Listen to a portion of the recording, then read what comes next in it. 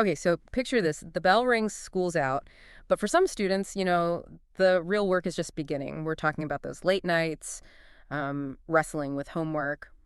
But what if, and this is what we're diving into today, what if those assignments are actually making things harder, especially for students with IEPs? Yeah, it's a really important question, and especially in the context of special education and IEPs, these individualized education programs, these documents aren't just suggestions. They're actually legally binding contracts between the school and the student. Whoa, okay, hold on. I never thought of an IEP as a contract before. That's kind of a big deal. So it's not just about extra help, it's about ensuring like equal access to education, right? Yeah, and the article we're looking at today uses a very powerful phrase, actually. It calls these supports essential tools meant to level the educational playing field. Essential tools, leveling the playing field.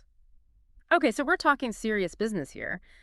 But if these IEPs are so important, like legally binding important, then what's going wrong? It seems like they're not always followed as closely as they should be. Yeah, you're right. There's often a disconnect between, the intention of the IEP, the promise of those individualized supports, and what actually happens in the classroom. So we have these IEPs, these contracts that are designed to help students with very specific learning needs, but they're not always put into practice effectively. And then on top of that, we add homework into the mix. It seems like a recipe for disaster. So how does homework become a problem in these situations? Right, and that's where this idea of meaningful learning comes in. To understand that we need to at least touch on critical theory, which challenges us to look at power structures within systems like education. You see, homework ideally should be an extension of what's happening in the classroom, tailored to each student's IEP, right? But when it's assigned without those modifications, then it can become a barrier, a source of stress, which directly contradicts the goal of the IEP in the first place. And I think one of the articles even uses the phrase tool of oppression to describe this kind of homework, the kind that ignores a student's needs. Can you unpack that a little bit? What does that look like in a real classroom? Yeah, absolutely. Imagine you're a student who already feels like they're playing catch up. You're facing challenges in the classroom, and then on top of that, you're given homework that feels impossible to complete without the extra support that you are entitled to. Right, like it's just adding insult to injury at that point. Exactly, and this is where the power threat meaning framework comes into play. So this framework helps us understand how experiences of disadvantage and discrimination can really impact a person's mental well-being. For that student, homework can become a threat, a constant reminder of their struggles. Yeah. It's not just about the assignment itself, it's about how it makes them feel, how it impacts their self-worth, their confidence. It's not just about the content, it's about the message that it's sending, right? It's almost like it's reinforcing the very inequalities that it's supposed to be addressing. Exactly. And it's important to remember that many of these students are in Title I schools, so they're already dealing with socioeconomic factors that make homework even more challenging. You're talking about those realities outside of the classroom, right? Things like food insecurity, lack of access to technology, maybe even just a quiet place to study. That's adding a whole other layer of complexity. Can you paint a picture for our listeners of what that might look like for a student who's just trying to get their homework done?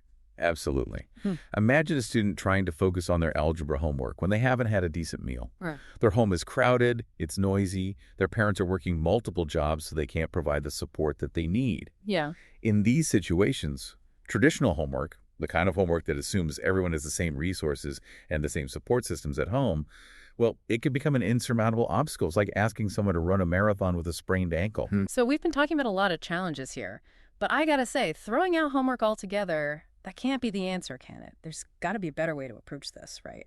You're absolutely right. The answer isn't to just eliminate homework. It's about rethinking it.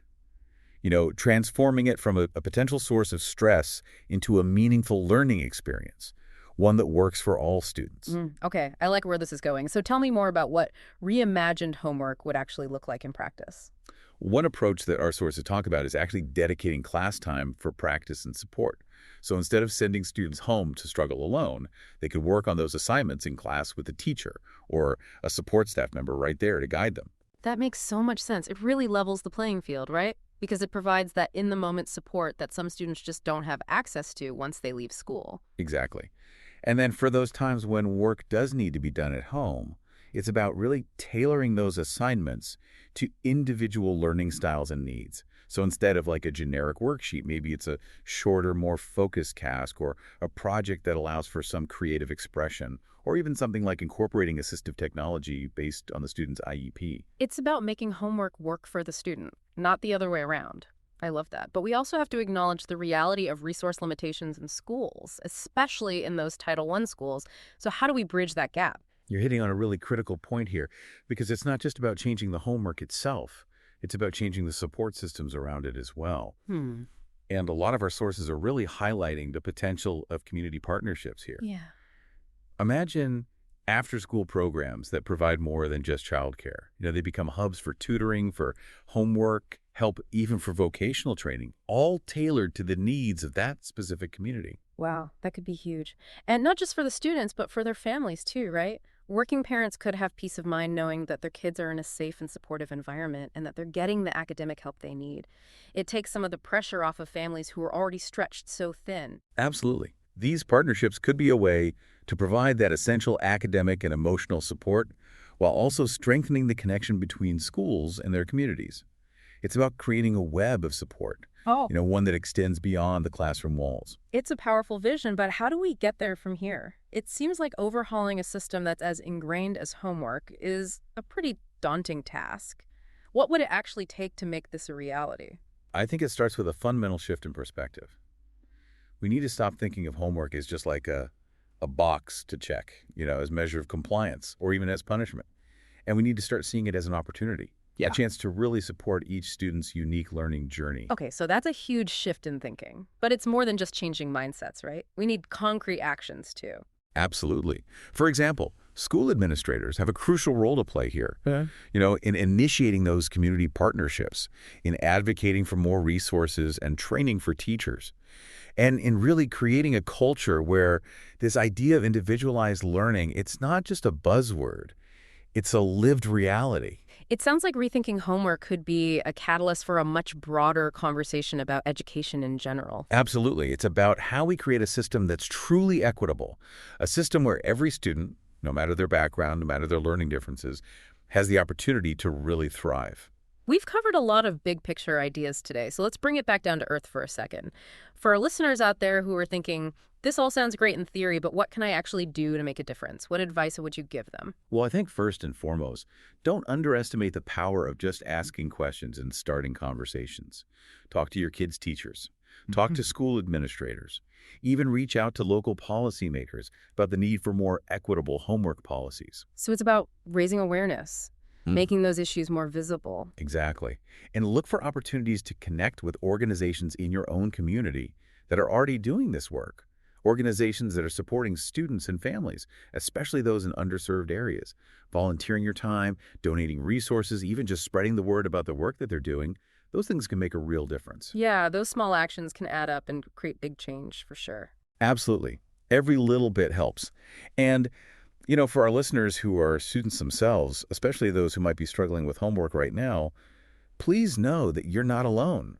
Don't be afraid to speak up, to talk to your parents, your teachers, or even another trusted adult about what you're going through. Your voice matters. You deserve to have your needs met and to be supported on your own learning journey. At the end of the day, this whole deep dive has been about sparking a conversation. And it's a conversation that needs to continue. We want to hear from you, our listeners. Share your thoughts, your experiences, your ideas.